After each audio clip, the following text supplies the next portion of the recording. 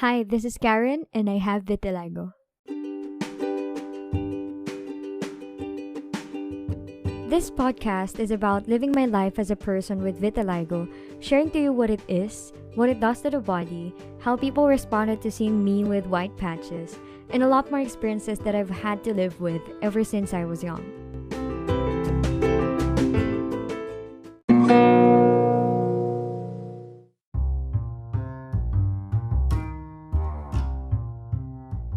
Okay, 10:57 p.m., the second day of November. Yes, you're right. I'm still here. I'm still alive. And yes, we have another episode. So, a lot of people have been asking me, nasa na ang next episode mo? O meron ba talagang next episode? Or is that it? Actually, napaka-vague. Hindi ko alam. Okay? Alright, so first and foremost, I am really thankful for those people who have encouraged me along the way, who have listened to the pilot episode of that thing called vitiligo. Thank you so much. And I really do hope that you learned even a bit about vitiligo and, of course, about my story, partly.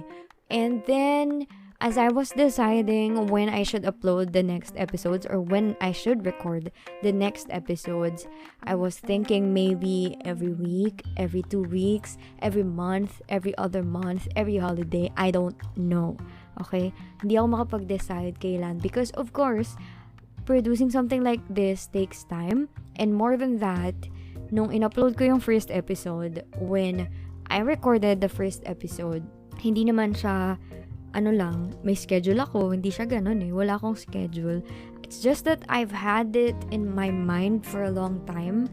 As in, high school pa lang ako when one of my youth pastors told me, isa-shoutout ko ba sila? Hindi ko alam kung okay lang yun. Pero sige, mag-shoutout tayo. Hello, P-Bye. Pastor Byron. Yeah, nung high school pa ako, I remember Pastor Byron told me na excited. Ito yung statement na naaalala ko ha.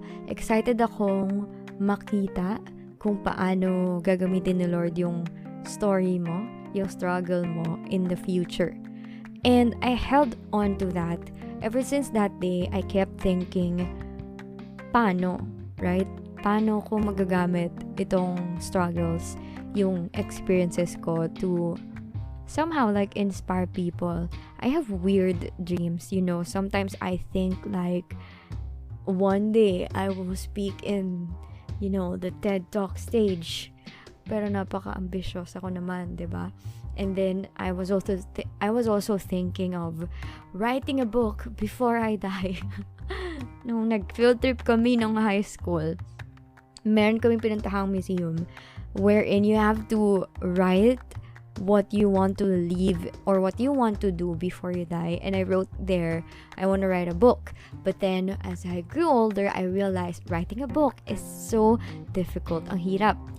But I also realized that I love speaking. And that's also the reason why I chose to be a teacher, because I just love it when I share things that help people understand something better.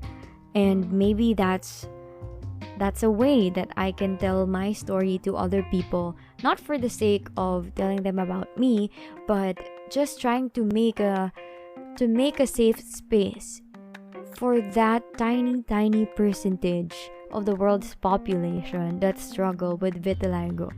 High school pa lang ako, I already started searching for groups or maybe organizations or just anywhere that I can share my experiences about vitiligo, maybe share it to people who have the same or similar experiences, or maybe a group of people who share the same condition, right?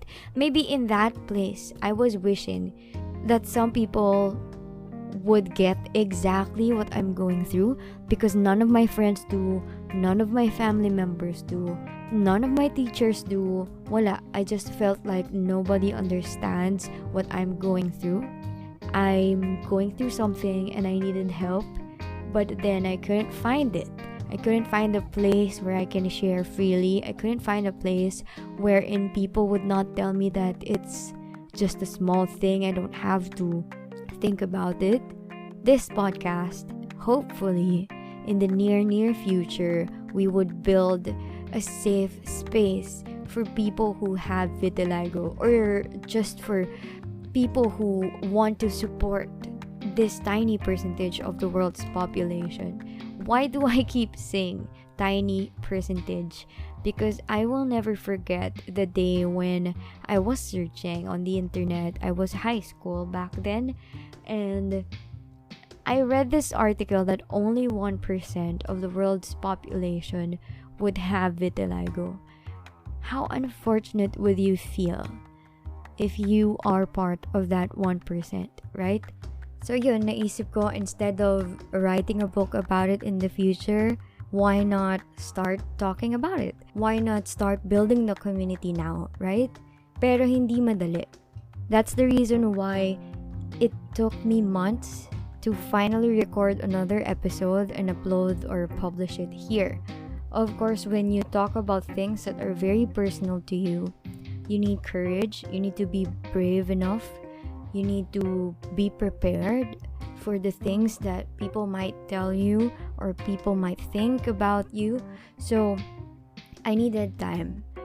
And just like what a good friend of mine, hi Emma, she told me that, Karen, this is your story. Don't rush. Take your time. You can tell your story whenever you want. And that calmed me down. I don't have to rush in uploading this because this is supposed to be a safe space, not just for other people, but also for me. If I don't feel like recording it now, if I don't feel like telling it now, then why should I? And you should do the same, right? Take your time. Don't rush. Just go through life and talk when you're ready.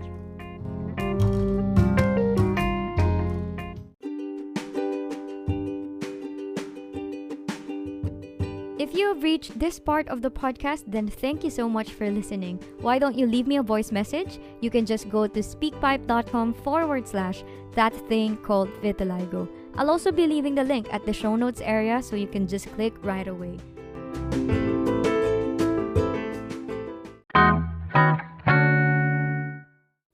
Oh, you're still here.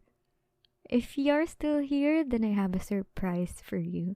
Dahil sakto to sa pinag-usapan natin, this is a really, really good song. Time After Time.